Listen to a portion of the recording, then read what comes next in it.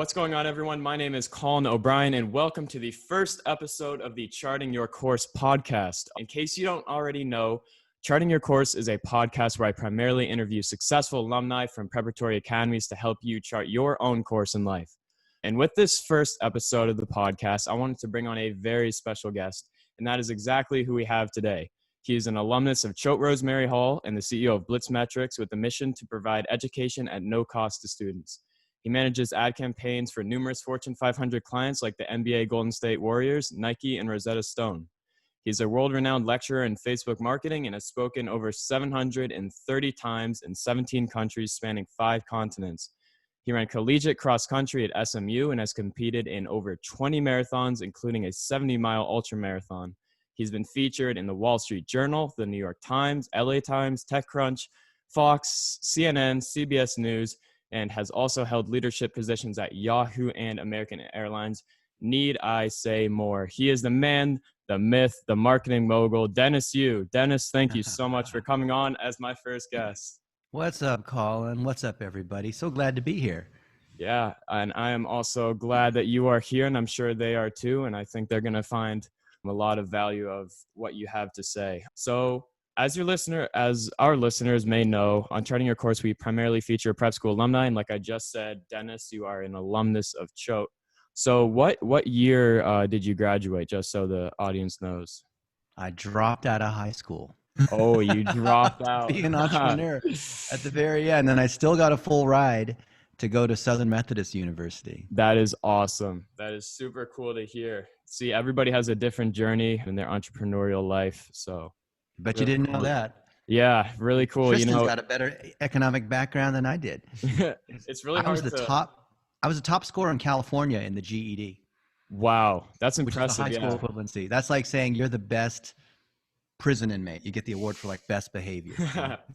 That's not something you put on your resume. Yeah, it's really hard to find information about anybody's high school career. So it's good that you provided that insight before we even started here with the questions. So to start things off, everyone knows, as I just introduced you, a lot about your professional life, but, what were your early upbringings like and how did they lead you to attending Choate? I was a math guy. I didn't speak English until I was 6. So I was made fun of, as you can imagine, because kids are mean. Yeah, and I agree with that. I didn't have any friends, so I ate meals alone. And as a loser, I would walk back and forth between school and the library, and I would just consume as many books as I could. I'd learn as much as I could, and I maxed out most of what I could have learned in high school. I was competing in math competitions. I traveled for math counts. Our buddy Tristan here is fantastic at math. Kieran's pretty good at math too. Actually, all of us here, we've got some pretty strong math people here. And I found a certain level of solace and beauty in math because the answer, when you solve the problem down, if the answer is 5, you get full credit. It's not based on whether they like you. It's not based on the subjectivity of whether that painting is nice or do you like red or blue. It's very clear. And so if you get the right answer, you get the right answer. And I love track and cross country because someone could run their mouth about how fast they were as an athlete. But if I beat them, doesn't matter what school they're from. Doesn't matter what their last race was. They could say, oh, I ran 4:30 in the mile. And if I beat them and I ran 4:40, it doesn't matter. I still beat them because I outkicked them at the end or whatever it is. And I felt that life was measurable and it was a competition as long as you knew the rules. And Choate was a great way for me to discover that at a world-class level accidentally because the boarding school taught me the best lessons I've ever learned in my life. I learned more there than in college, than in middle school, and arguably even in business. Because I was around a bunch of kids, like Ben Walton, his grandfather created Walmart. And wow. I was around the sons and daughters of people who were multi-billionaires. And I got to hang out with them and I didn't realize what that was like. And there is the whole prep school, rich yuppie kind of, with that stereotype, comes the opportunity and comes all the reasons why you want to change your proximity to be around people in that sphere. It's not because when you go to Choate Rosemary Hall, you get access to books that no one else is allowed to read. going to Harvard, Exactly. you can, anyone can check out the stuff. You have MIT Open Courseware, all these things, but it's the opportunity that's afforded to you because of who you're able to connect with. And it's always been about who you're able to connect with. Yeah, and just so the listeners know, I don't think I introduced myself really. I'm a 17-year-old and I go to Tabor Academy, which is another prep school. So Dennis's school and I are kind of in the same league. Not really, but The course record at Tabor on the oh, course. really? That's crazy. Yeah. So our schools, go way back. Of course, prep schools for our listeners, they were founded all in like the 1900s, 1800s. Yeah. So there's a lot of rich history in them. So yeah, it's amazing to hear that and just how you like solid results and winning and finding the problem, finding the specific number. I think I'm really like that too. I'm a big math guy as well. I really like math. That's one of my favorite classes. So yeah, I'm also a competitive hockey player. So Yeah. yeah, I think I I can. see your Instas, you and Kieran Yeah, on hockey. That's awesome, dude. exactly. I think I can relate with you a lot on many fronts. But during your time at Choate, I know you've kind of touched on this already, but what were you like as a student in the community and what type of extracurriculars did you participate in, like including track and stuff like that? For me, everything was a competition. It didn't matter. Track was a competition, turning in English essays. Tristan and I share this thing where we'll play pool and it's a competition or whatever it might be, racquetball, it's a competition. And when you are so focused on winning because you're assuming that you're the underdog, and when you've grown up where you're not accepted and you're the black sheep and you are not one of everybody else, you have to try extra hard.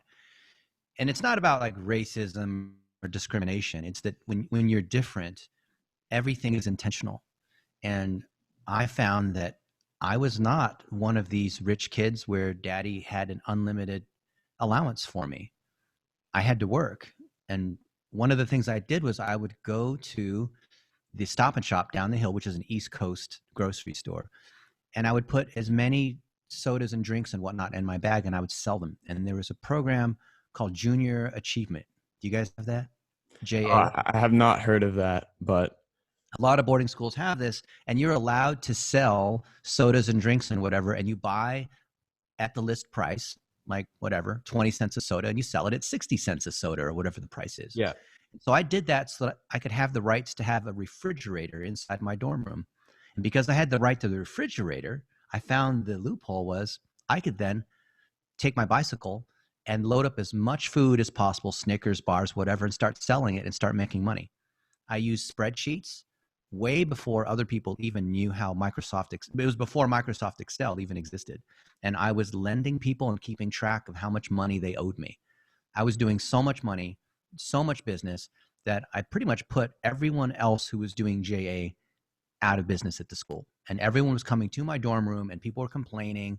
I had to talk to the principal who called me and saying, Dennis, I hear that you might be violating the honor code. That's a big thing at the boarding schools, the honor code. Honor code is huge. Yeah. No, I'm not. Let's read the honor code, section 13, where it says, junior achievement or what you're allowed to have. Oh, he has a fridge illegally. No, I don't. I earn my fridge because I'm buying the minimum quantity of one case of soda and one thing of chips or whatever every month. So I have the rights to the fridge. The other kids had a fridge because they had some prescription that required them to have like these rich kids get these prescriptions, things like Accutane or whatever. To get the mini fridges. Like an acne drug that had to be refrigerated so they could have a fridge, right? They didn't really need the drug. They just used it to get the fridge. But I played the game too, fair. And I was making $100 a day, which for people like you and Kieran is not a lot of money. But for me, as some kid who just needs money to be able to do stuff and be an entrepreneur and buy computer equipment and learn more about the internet and build websites and things like that, computer equipment was really, really expensive back then. And I then would get a taxi. Now this is 15 years before. Oh no, it was like 20 plus years before Uber, 25 years before Uber ever existed. And I would have a taxi for $7, a station wagon kind of taxi, load up everything I could at the supermarket. I knew which supermarket had stuff on sale. I'd buy it the cheapest and I'd get it over to my dorm room. I remember one time Cherry 7-Up in a 2-liter bottle was on sale for 49 cents. Or it was like 59 cents, but then it was like a 10-cent coupon and it was double coupon day on Wednesday and whatever. It ended up being that, and there was also a coupon on the back of the 2-liter bottle. Yeah. 49 cents off.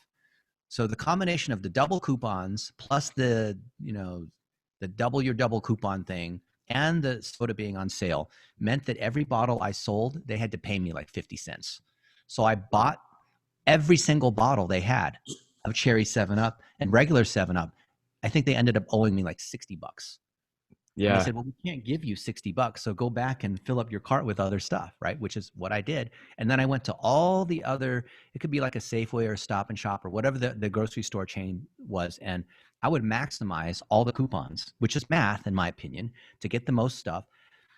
Then get my $7 taxi and bring it all the way up to my dorm room. I had so much snacks and soda in my dorm room. There was only enough room for my bed. I had everything stacked all the way up to the ceiling. And people would come up to my door, and I had a little menu, and I started to track how much money they owed me. And I just kept track. And I think I had a laptop back then. I had one of the very first laptops you could ever get. And I don't think it even ran Windows. That's amazing. Yeah. That's how I learned about computers and databases and websites.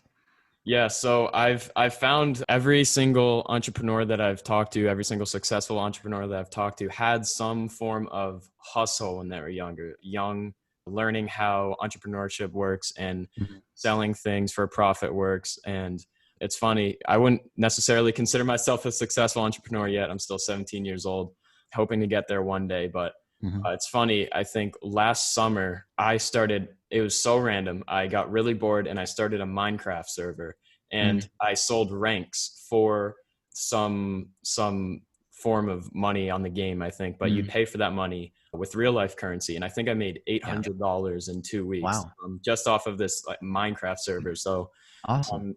to our audience out there, yeah, just like Dennis said, like what I just said, get involved in, just anything you can that inspires you and that could make you money, and that, it doesn't have to be grand. Like what Dennis said, you can just be selling bottles at the local grocery store. So it's really doesn't have to be all that much. A Minecraft server, that's not that much either. So yeah, it's crazy how side hustles like that can really result in some of the most successful entrepreneurs out there. And going into my next question, preparatory academies like Choate are fantastic resources for the fundamentals and a wide variety of unteachable skill sets like responsibility, social skills, learning how to be independent and live alone, etc. So I think you've touched on this briefly a bit, but what are some of the skills that you learned from your time at Choate that you are grateful for in your professional marketing life today? I learned how to beat the system. So, for example, I would do cross-country practice, and that would finish maybe 5:30 or 6 p.m. Maybe we'd lift some weights. Maybe I would go play some basketball or some frisbee or do whatever I'm doing. And dinner in the dining hall would end at 7:30. And we had a dress code. You got to wear, coat and tie and that kind of thing. And I didn't really like that. So I would find a way where I could maximize my time and dress just enough to meet the dress code, but get there at like 7:25 and get all the food, that I wanted and be able to sit down or bring it to my room. So that way, I just put the tie on real quick, get the food and walk out and then bring the plates back down the next day. And I discovered in any situation, there are a set of rules. And if you learn the set of rules and you play by, I'm not saying break the rules, but if you play by the set of rules and you know exactly what those rules are, you can win every time. And in a boarding school, you have a closed system, which is different than if you live at home with your parents and you go to a high school.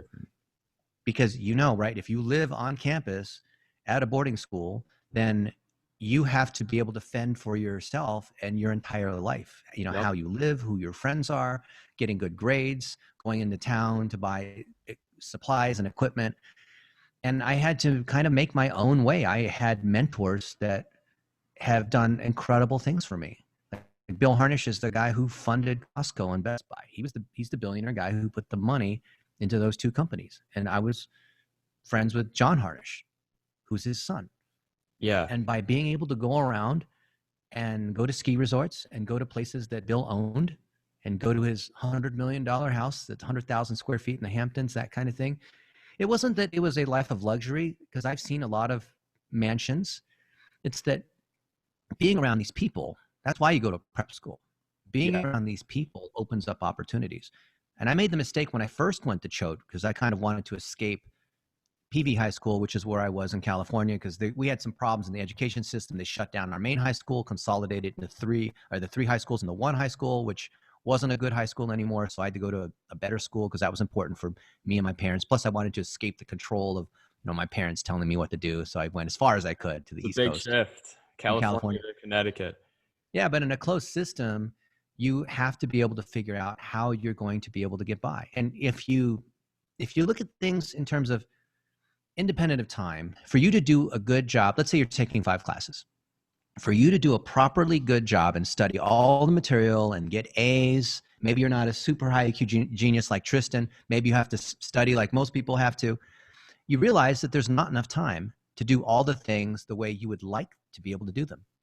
There's not enough time to do all the workouts, to be able to eat right, to be able to study, to be able to hang out with friends, to be able to sleep, to be able to, read the books you want. And what do you do? And boarding school creates a massive time management challenge. So what do you decide to cut? Do you cut sleep? Do you cut, some of my friends, it's kind of nasty to say this, but like we would cut, bodily health, like, we'd be like Yeah. nasty because like showering took time, or like we just wouldn't, you got to cut the time somewhere, right? Yeah, Or you the just eat the food as packed quickly as schedule. possible, right? Or you just like put on whatever clothes you can because you don't want to waste time matching things, or you skip studying, where you try to skim and figure out exactly what's going to be on the exam so you can still get an A on the exam. Yep. And I had a history professor, Dr. Howard, and these guys are all super well-known, published. I mean, these are the only people that, well, when you go to a top-end prep school, this is what you get.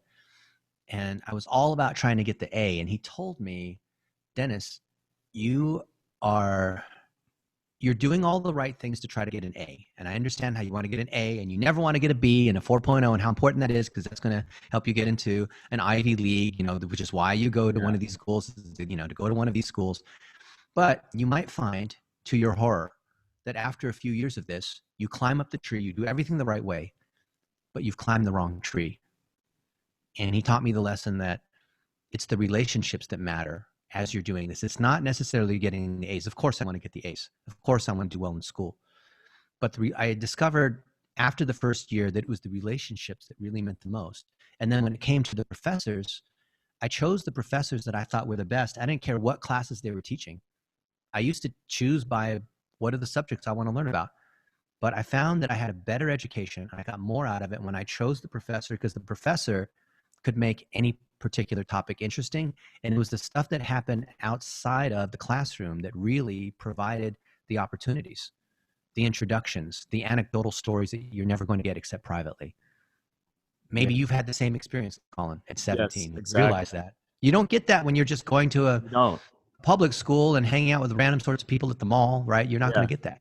It's a really crazy. I've been to both. I went to a public middle school actually, and it's weird how they stress the importance of different things in prep school versus public school. I feel like in public school, grades and getting an A and all of that matter to a teacher a lot more.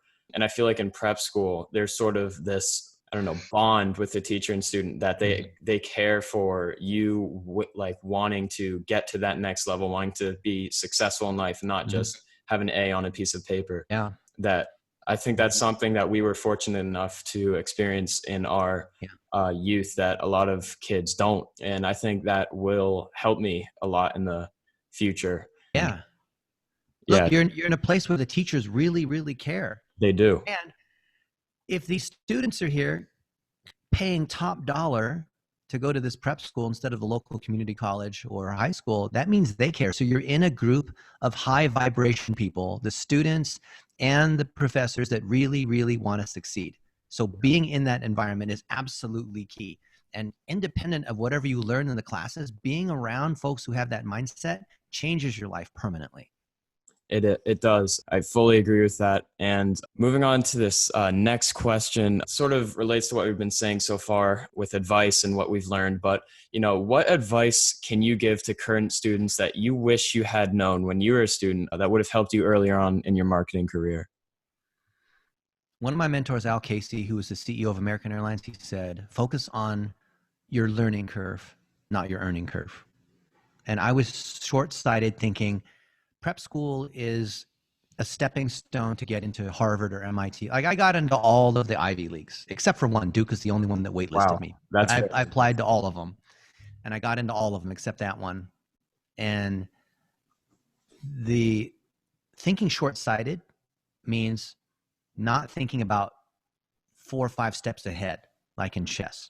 So, okay, if I use prep school as a way to get into a great college, then what? I mean, use a great college and then what? Become an entrepreneur, or I want to be a doctor, or I'm going to go work at a bank at Wall Street, and then if I'm doing that, what do I want to do? The thing is, when you're 17, where you are, I've asked lots of 17-year-olds. Even when I was a 17-year-old, I asked other 17-year-olds, so tell me, why are you here? I want to get good grades so I can go to Yeah. this other school. And that's what they all say that. Okay, but why do you want to do that? And they don't have an answer. So the idea is when you ask someone why they're doing something and then why they're doing that thing, most people can't get to the second level why. You know what I mean? Yeah. You've got to get to the third or fourth level why. And if you understand what that is, that's going to significantly change the trajectory of your future and the relationships that you make. So Al dropped the bomb on me. He said that most people's lives, their decisions are being made by a 17-year-old. Would you allow a 17-year-old to make your life choices? No, definitely not. But that's exactly what's happening, isn't it? Yep.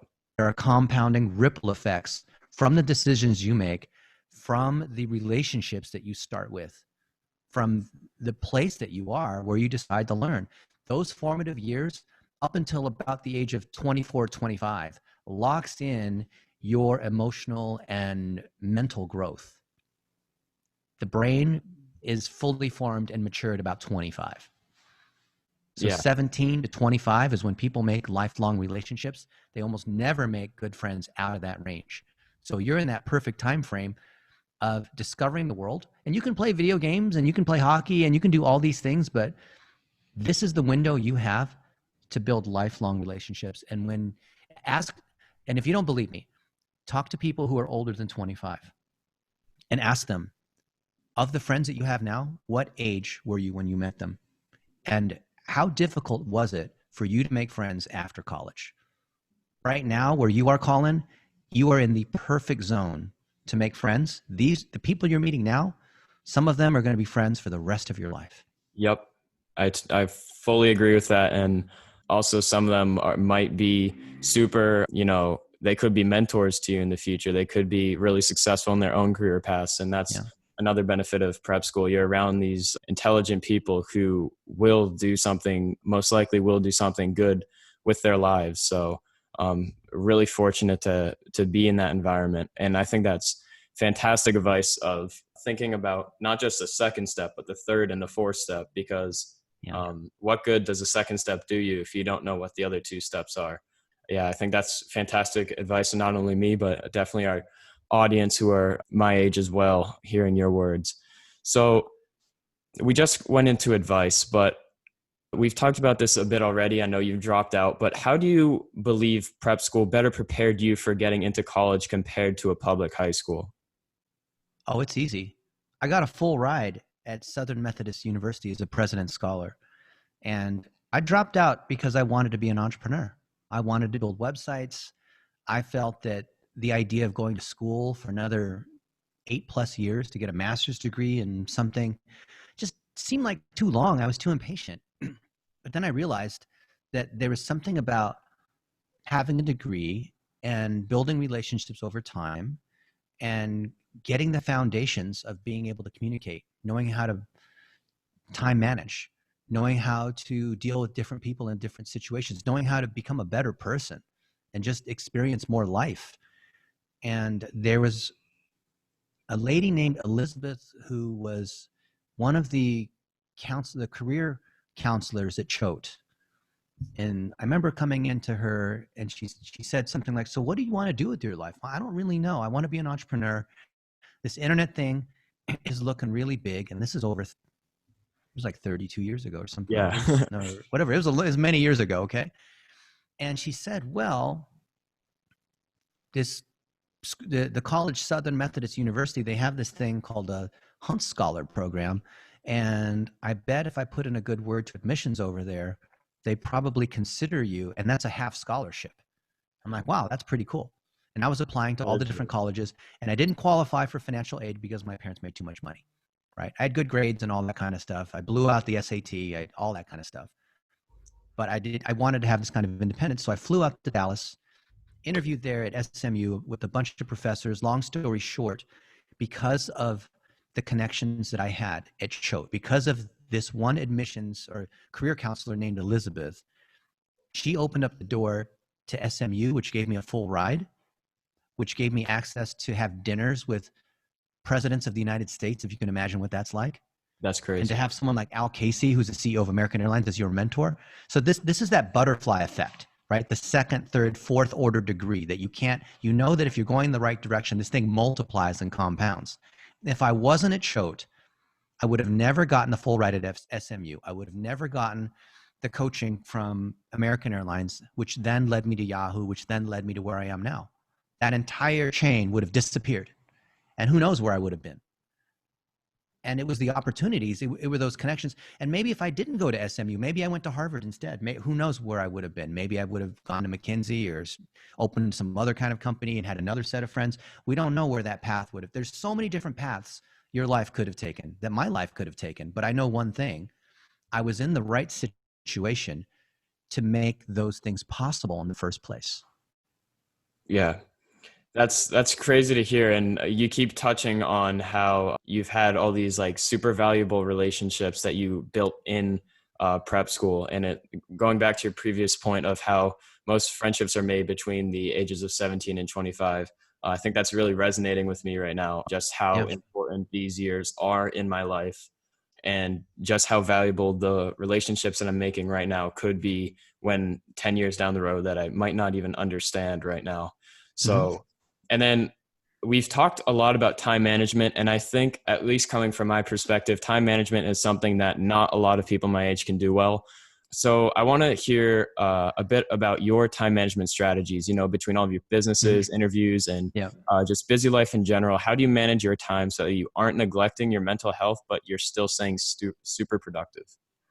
I'm going to say something that might piss off a lot of people, especially if you're at a boarding school or a prep school. Yeah. If you're intelligent and you got your act together, don't study. I didn't study. I still got straight A's. And you're around a bunch of people, especially in the prep school. If you do decent work, if you build good relationships, if you pay attention during class, you don't really need to study. Figure out what, if you're listening and you understand what the topic really is and you build that good relationship, what's most valuable are the relationships that you've built with the classmates, with the professor. Think about the other athletes on the team and how awesome that is to have those kinds of shared experiences. And then 10 years from now, some of those folks you played hockey with, you're going to do business with, and you don't really even know that. But if you're too busy studying, and maybe there's some subjects you need to memorize formulas, or you have to sit down and write an essay, which is outside the class. But with time management in school, remember, every situation you're in has a different set of rules. Know what the rules are and where you can decide to put your time and not put your time. It took me a while to realize I didn't need to read every single book and every single page in every single book. I didn't need to spend 3 hours on an essay when I can write that essay in 20 minutes. I found that if you look at Bill Gates and look at Zuckerberg and look at these other folks who are really successful, you know how they got through school? They did the same thing. They didn't study, except maybe like right before the final exam. And the thrill of turning in the paper, like writing the paper the night before, the thrill of doing like a little bit of studying right before and acing it and walking out of the class while everyone else is still doing, the exam or whatnot, is like a drug. And that gives you amazing focus. And procrastinators tend to be some of the most productive people. So if you want productivity out of a procrastinator, give them short-term deadlines. And that's what I did to myself. And I think, okay, what is it that I want to get done? Right, Colin, do you have situations where there's these things you need to do, but you procrastinate it, and you end up wasting time watching TV, just putting it off, doing stuff that's like not valuable just because you're trying to put off this one thing you've been avoiding? I'm a very big procrastinator, and I hate it, but that's just who I am. And anyone who's honest with their time Even the people who say, and especially the people who say, I'm so busy, busy, busy, busy, those are the people who actually waste the most time because they're too busy telling everybody how busy they are because they're procrastinating. And I would have this all the time because when I went to college at SMU, I was taking 21 or 23 credit hours, which is more than a full-time load, and running D1 cross country and doing my internet marketing business and doing tutoring. But I still got 6 hours sleep, 7 hours of sleep. Yeah. And people that told me they were busy, even during high school, because that's how I learned to be productive and manage my time and get twice or three times as much out of my time as the other students, is understanding this dynamic. When you're under pressure and you set a mini deadline for yourself, when you can get something done in 20 minutes that would normally take someone all day, just kind of like pissing around, they're in front of the TV, watching the TV while they're trying to do the math problems, they just take all day, right? But when you're, so for example, you could take your laptop and let's say you're just struggling doing this one assignment and it's taking you forever and you're procrastinating and whatever. Unplug the power, go to Starbucks or go wherever where you have Wi-Fi connection. And now all of a sudden, unless you have the new MacBook Pro, which lasts forever, you have 2 hours of battery left and you write down your list of the 3 things you need to get done that are nagging you. And this is called the laptop burn down project, right? So you have however much battery that's left, 2 hours of battery left. You've got to get these 3 things done. You can't surf social media. You can't waste time doing all this other stuff. You have to go straight to those things because you know that by the time the battery gets to 0%, you will have those 3 things done. And so I did that to myself and it became a game and I loved it. And I love to win. And I love the idea of using Post-it notes and writing these things down on here's the things that I need to get done and say, hey, I need to do this, this, and that, right? And it was a thrill. It was like running cross country and winning, right? I love the idea of being able to win in this particular way. Yeah. Do you do that? Do you make a list of the things that you want to get done and get them done and literally cross them off and get the rush of endorphins when you get that done? That's how I do time management. Every day I think about the 3 things I want to get done.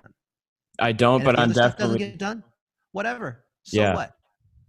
I don't, but I'm definitely going to implement that strategy in my life now. And on this topic of time management, I know that our audience who are mainly prep school age individuals are probably at the point where they have to do other things, they have to study. So one last question for you, Dennis. If one of our listeners, I'm sure inspired, and I'm sure a lot of our listeners are going to be as well, if they would like to reach out to you, either for advice or just to speak in general, what would be the best way of doing that? Well, how did you reach out to me?